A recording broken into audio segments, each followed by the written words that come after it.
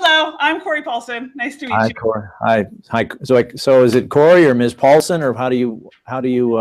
Well, they call me Miss Paulson. You can call me Corey. All right. So and kids, you can call me Milt, M-I-L-T. That's my first name as well. So. All right, there you go. Milt it is. Hello, Milt. Hi, guys. So maybe I'll just take a moment, kind of introduce myself, if that's okay with everybody, and then maybe we can just quickly introduce yourselves as well. Does that work? Yeah. Okay, terrific. So, That's okay. my name is Milt Dumit. I'm a lobbyist with Verizon. I'm a lawyer by training. I went to Notre Dame Law School many years ago, way before you were born, and did a Master's of Law at London School of Economics, where I met my now wife, Jane, who's from London as well. So we raised our kids here in Olympia. They're grown and out of school and out of college and working. And I work for, as I said, Verizon Communications Company. Do you all know Verizon? Of Verizon? Yeah, good. And thank you for your business, for Verizon customers. So I have 5 states, 5 Northwest states. I cover Washington, Oregon, Idaho, Montana, and Alaska. And I do local advocacy and state advocacy in both the legislative and the administrative arenas. This time of year, it's primarily legislative work in any of my 5 states. We have some big bills here in Washington, so my time is predominantly spent here, where last year, for example, I was away probably 75% of the time. This year I'm here 75% of the time. So that's a pretty general overview. We can get into more specifics about my background and what led me to this if you want to later, but maybe I just quickly, if you guys could introduce yourselves, that'd be nice as well.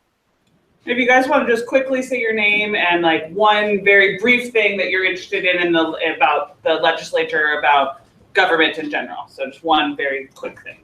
Quincy, let's start with you. Hi, I'm Quincy, as you've heard, and I am really interested about how certain bills will affect everyday families of Washington State.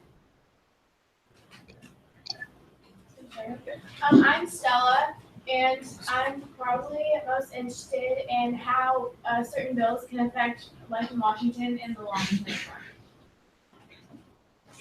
I'm Griffin. I'm excited to learn about how bills affect the people's daily lives. I'm Senna, and I'm excited to learn about how bills can affect the lives of everyday students, such as myself. I'm Teddy, and I'm interested in how bills will affect businesses. I'm Sumi, and I'm interested how bills may contrast with the current federal government and their legislation that they are, and other things that they're trying to do. I'm Nick, and I'm interested in learning how certain bills can affect certain communities. I'm Lindsay, and honestly, I'm very interested in seeing the different sides of all the bills that we're looking at. I'm Evan, and I'm interested in how certain bills will be passed based on previous bills. I'm Nate, and I'm largely interested in bills and laws of bills that affect the legal system. I'm William, and I'm interested in how what someone says in a campaign differs or is similar to what they actually end up doing in government. I'm Samantha, and I'm interested in how bills affect people of visiting. I'm Catherine, and I'm interested in how bills can affect the environment. I'm Lily, and I'm interested in how bills can affect kids' educations and just everyday life. I'm Jacob, and I'm interested in learning about how bills, how different bills can affect people differently. I'm Connor, and I'm interested in how bills affect technology. I'm Vivian, and I'm interested in what affects how controversial it is. You're very bright in the background. I'm Tyler, and I'm interested in how a bill in Washington will affect the whole U.S. I'm Sage, and I'm interested in how bills affect the state from an economic standpoint. I'm Sydney, and I'm interested in how everyday people can be involved in the legislature. I'm Nikhil, and I'm interested in how the government decides what bills to veto or pass. I'm Olivia, and I'm interested in how bills affect the environment. I'm Logan. I'm interested in how laws in our state can influence other states. Does that cover And it? I think that's it. All right, terrific. And we have one other student, Lucy, who's actually in Olympia right now, paging for Representative Clibbard. Oh, cool, cool. Have any of the rest of you had an opportunity to page, or will have an opportunity to page at some point? Yeah, some of them were right on the cutoff line for age. Oh yeah. Okay. Well, I highly recommend it. Once in a former life, I was what's called the Secretary of the Senate, which means I was a chief administrative officer for the Senate. So I oversaw all the business side and the process side within the Senate. And so one of the things that came under our purview was the PAGE program, and my two kids paged as well. And that's just such a great introduction, to the process. So anyway, just to highly recommend it to you. So we'll be interested to have, what was her name? Judy, the girl is down today. Her name's Lucy, and she's with Representative Clibbard. Okay, good. Well, we'll ask her how her experience went when I talk to you next. So I know we have a long session, so we have some time. You guys are familiar, this 105-day session. It'll probably be longer than that, actually, given the fiscal matters. It'll probably go into special session versus last year, which is a 60-day session. So we have a little time to kind of methodically explore bills related to your interests. And by the way, I must say, I know you've sort of done the program, or at least Corey's class has previously, so you have a really good understanding, more than most, I think, of cross-section in terms of your interest about how a bill affects you, how it affects, students, how it affects, other states. These things are, you have a good grasp of the importance of what's happening down here. I kind of look at the legislature as the kind of board of directors for the state. They're the governing body. The governor would be the CEO. So the board of directors decides these policies, and many of them do have real impact on what's happening here. For example, just take one that I was involved in a couple of years ago, which was a telecom tax bill, where there was some disparity in the way that the various providers like Verizon Wireless or CenturyLink Wireline or Comcast Cable Voice over Internet Protocol were taxed. Wireless was paying a sales tax and the others weren't. So we sort of passed legislation that, among other things, brought a parity so that all companies were paying tax on an even footing. And what that allowed was $50 to $60 million, kind of a windfall for the state. And Washington State was the first state at that time to have just said zero tuition increases. We're going to take that money and apply it to public universities so that students don't have to pay any increases in that year. So, I mean, this stuff really does affect folks, and you guys understand that, and that's really a good starting place, I think, for us. Do you have any questions of me? Corey gave me the list of bills I think that you're interested, which kind of intersect, I think, in many ways with your stated interest. But any questions about my background or what, I'm happy to answer those anytime as well, as we go through this. But any questions for now? They have some questions about bills and kind of the legislature in general. Okay. Prepared, but I don't know if anyone, so those who have some are sitting kind of in the front row here, and then in the back row, they also have some questions. But I don't know if anyone has come up with any additional questions Yes, I think there were 7 questions, and Corey, I don't know, I knew you gave me the list of bills. We can sort of kick off with those, or just talk about them in the context of questions. Should we go? Let's go that way, and we'll kind of start with our questions. Sounds great. And how's the volume of the students? Do you need them to speak louder? I think the ones in the front I'm hearing a little more closely. Maybe that's just psychological. I don't know. So maybe in the back could speak up a little bit, I guess. Thanks. Great. So Sydney, let's start with you. So my question was, especially with environmental concern bills, how tensions in federal Congress impact the passing of bills in Washington Congress? And do you think Republicans and Democrats will be more or less likely to vote on an environmental, like a climate change oriented bill because of what's going on in national government? Okay, I think I got the gist of that, and let me just kind of repeat it back to see if I'm on. You're interested in environmental bills including sort of climate change, the interrelationship between the federal government and here at home in Washington State, and also the maybe disparate approaches of the Republicans and Democrats. Is that captured pretty much generally? Okay. Okay. The environmental bills, and particularly climate change bills, I think it's probably one of the most, from my perspective, and by the way, I do technology for Verizon, but in the Senate, our committee on the environment is also the telecom committee. So I see the other bills, including the environmental bills. And you may or may not know that the chair of the Senate Environment Committee has been appointed in an interim position to the Trump administration. He's the communications director for the Environmental Protection Agency. Did you guys know that? No. Okay, that creates a really interesting dynamic here, because there are strong feelings about the president, obviously. The chair, his name is Doug Erickson. He is, I would say, he's on a pole of climate change. He's probably on maybe you would say maybe the extreme end in terms of whether human activity is one of the causes or primary causes of climate change. I'll just say that. So it's been a fascinating environment anyway, because the bills may come over from the House and will die in his committee, or maybe bills that the governor wants to see, and this is one of the governor's passions: climate change, alternative energy.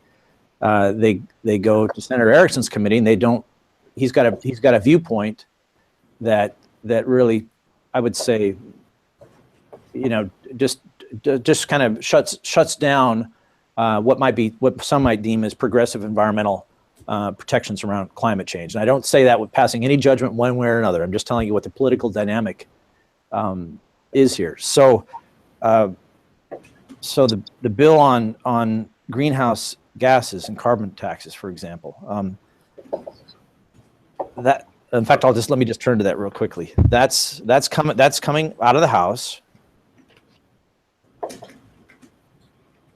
And it essentially, and this is kind of, there's an overlay with the Environmental Protection Agency, which governs pollutions and air pollutants, nationally. Our State Department of Ecology oversees the same thing here. There are some goals for reductions in carbon pollution, long-term, relatively long-term, and some short-term goals as well. And just recently, the Department of Ecology put out a report that essentially said that the state ought to be striving toward more robust goals to reduce carbon.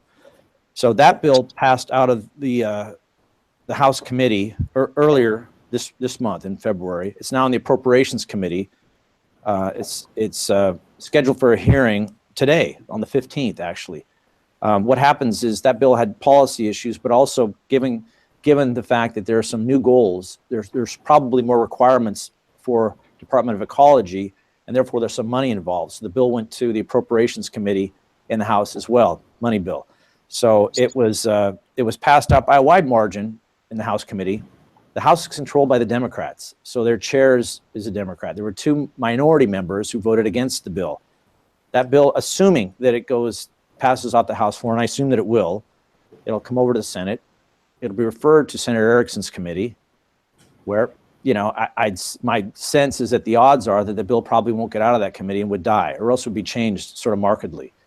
But anyway, that's kind of a general overview of that particular bill. And I think it's one, if you'd like to, we can focus on, because it's got really, I think, very interesting just policy dynamics here in the state of Washington: Republicans versus Democrat, House versus Senate. The Senate, I didn't mention, is Republican controlled. Senator Erickson is a Republican. So you have that, the balancing of the parties and the balancing of the 2 houses checking each other here. And now with him being back in DC part-time, it just makes a real fascinating situation, I think, anyway. So does that sort of help? Does that answer your question to some general degree?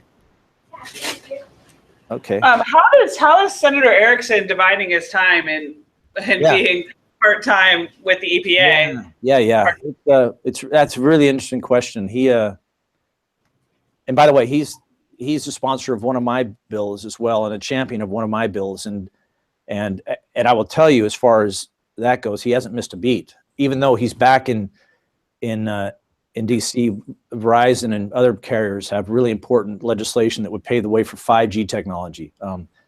And he's a strong champion of that and understands the issue really well. And his absence hasn't really affected us. Now, it's become a real political sort of contention point because, you know, it's a very partisan environment. As I say, you've got Senate controlled by the Republicans, House controlled by the Democrats. And so you've got the Democrats in the Senate who are very frustrated with the way the election came out anyway. And so not only is Senator Erickson absent for some days at a time, but he's also working for, at this point, essentially the president of the United States. And so it creates a lot of frustration. And the minority party in the Senate takes many opportunities to point out that he's absent, that, you know, this is not right. I mean, from my vantage point, and again, I ran the Senate previously, right, as a Secretary of the Senate. I was also in-house counsel to the Senate. I'm a lawyer by training, so I was counsel to the Senate for 6 years prior to my becoming the Secretary of the Senate. And from the outside, I don't see that there's been that much, you know, difference. Now, the Senate is controlled very narrowly by the Republicans, 25 to 24. There are 49 Senate seats. In fact, one conservative Democrat votes with the Republicans. So really, if you look at purely on paper, it's 25 Democrats, 24 Republicans. One of the Democrats has sided himself with the Republicans. So that gives him a coalition majority of 25.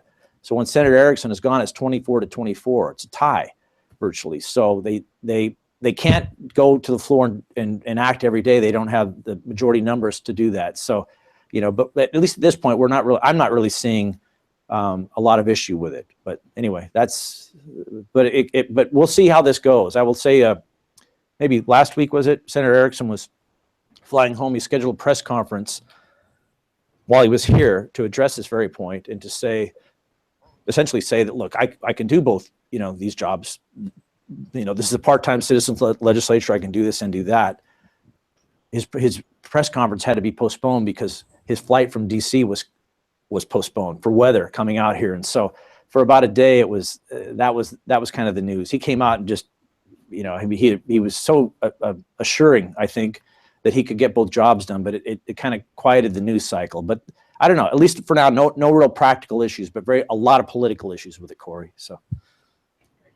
Thank you. Mm-hmm. And I think Sage's question kind of follows up with this, so maybe it's a shorter answer. But Sure. So I know, like, America has had the interesting election happen. So my question is, how do you think the Trump administration has and will affect the Washington State legislature and government? Yeah, well, as I say, with Senator Erickson, you're seeing a very direct impact. The Department of Agriculture director appointed as a deputy secretary of agriculture another senator. His name was Bruce Danzel from northeastern Washington. And so he took his appointment and resigned. A little different than Senator Erickson. He's kind of got an interim appointment. He's in both places. Senator Danzel took a permanent appointment, left for DC, and he resigned his seat. Now, what happens in that case? That's a big district in northeastern Washington, like 7 counties, I think. So very quickly, more quickly than I thought could happen, each of those county commissions has to essentially agree on the appointment to the Senate seat. So there's a representative named Shelley Short who's very well thought of in that district. And the county commissioners got together very quickly and appointed her as the senator. And in fact, just so you know, we may or may not get to it today, but there's a bill on exempting from public records sort of caretaking analysis of wolves. I don't know if you guys talked about that briefly. That's Shelley Short's bill. So assuming that bill passes, she sponsored that bill as a House member, right? So that bill looks like it's going to pass out of the House. And then as a senator, she'll be able to vote for that bill as well. So that's the practical effect. I mean, are there other effects here? I mean, yeah, there are. I mean, there'll be well, it's like the EPA, which we just talked about. I mean, the director of the Environmental Protection Agency is philosophically aligned with Senator Erickson, who we talked about. So there'll be some policy issues that affect us, I think all citizens, of the country as well. In my line of work, which is tech and telecom, at the federal level, the agency that governs us is the Federal Communications Commission. And they had kind of a heavy hand, I would say, in regulating internet business, wireless business, compared to previous administrations. And President Trump has appointed a new chair of the FCC, who is a member who is much more free market sort of oriented, wants the companies to be able to invest to deploy, broadband more quickly rather than regulate it. So I mean, they're sort of practical, personnel governing impacts on the state of Washington, but there will also be I think, pretty, potentially significant policy impacts as well. These are good questions, guys. I got to tell you. What's the next one? All right, Tyler, you're up, but I'm going to turn the screen so you can actually be on screen. So my question is about Bill 1031, the drone and marine wildlife bill. Yes. How likely is this bill to pass, and how much controversy will there be over this bill?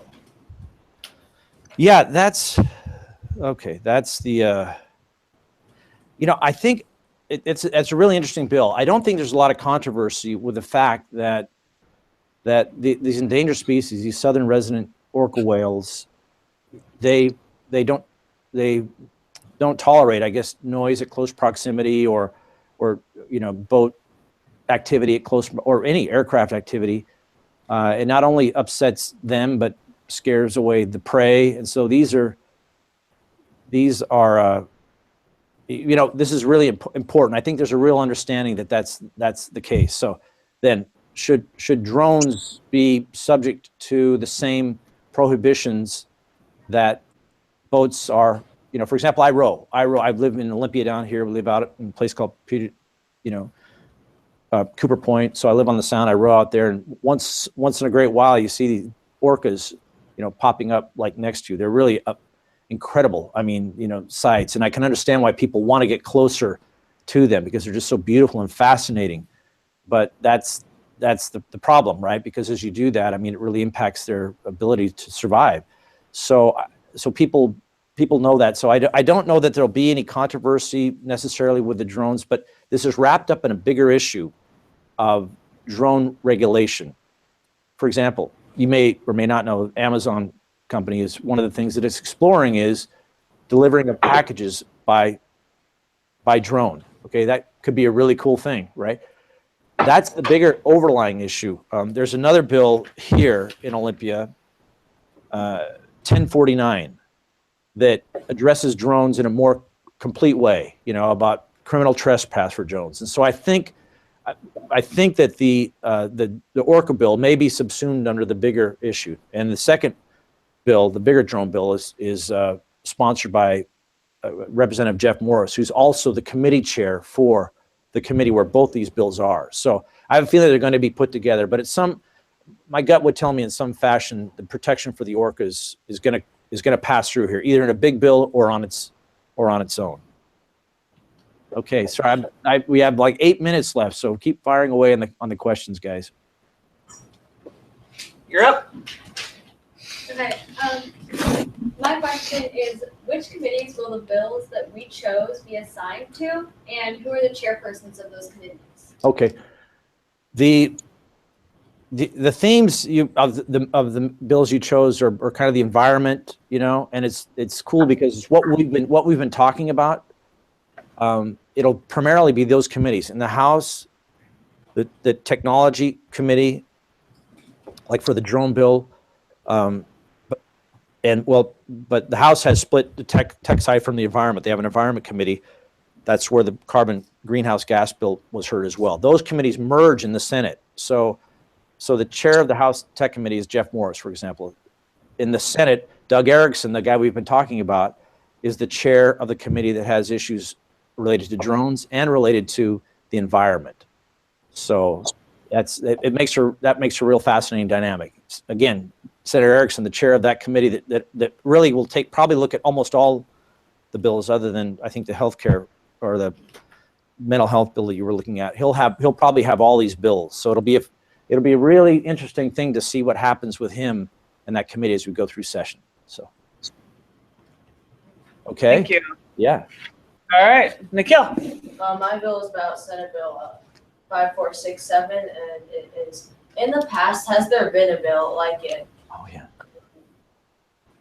Like about nuclear energy being included in the definition of a qualified alternative energy source? And what happened to it? And if so, if there was a bill like it, what happened to it? And if not, does this make this bill new and unpredictable? Yeah, I mean, really good question. Honestly, I don't know whether nuclear energy was ever in the list of energy sources that related to this subject matter, which is having the energy providers offer customers the ability to pay for alternate energy, so, non-carbon based energy, right?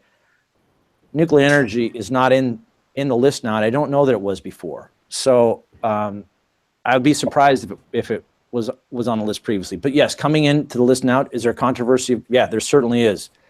And if you look at the testimony on that bill, you'll see the sponsor of the bill is from the Tri-Cities, where the only nuclear energy